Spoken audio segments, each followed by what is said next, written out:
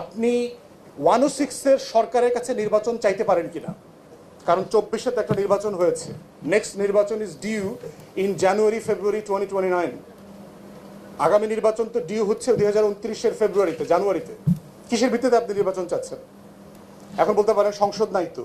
তাহলে সংসদ নাই, এ কারণেই তো 106 রেফার করে নির্বাহী সকল কার্যক্রম কন্টিনিউ করবার এখতিয়ার সুপ্রিম কোর্ট দিয়েছে আপনাকে, যেন আপনি কাজ চালাই যেতে পারেন। সেভাবে কাজ চালাইতেছে, বিটিভিতে বাজেট পেশ করতেছে, যা যা যা যেখানে অ্যাপয়েন্টমেন্ট করা দরকার করতেছে, ট্যাক্স ভ্যাট বাড়াইতেছে, রিফর্ম অর্ডিন্যান্স দিয়ে দেশ চালাইতেছে। তো এটা তো 29শে জানুয়ারি পর্যন্ত চালাইতেই পারে। তাহলে 106-এর অধীনে আসলে আমরা নির্বাচন চাইতে পারি কিনা? না, পারি না। তাহলে যারা নির্বাচন চাইতেছেন বাই ডিফল্ট তাকে জুলাই সনদের অধীনে নির্বাচন চাইতে হবে, গণ অভ্যুত্থানের অধীনে নির্বাচন চাইতে হবে। আদারওয়াইজ ফেব্রুয়ারিতে নির্বাচন চাওয়ার কোনো এখতিয়ার নাই। তাহলে আমরা কেন বলছি জুলাই সনদ ইমপ্লিমেন্ট করাটা এখন জরুরি? কারণ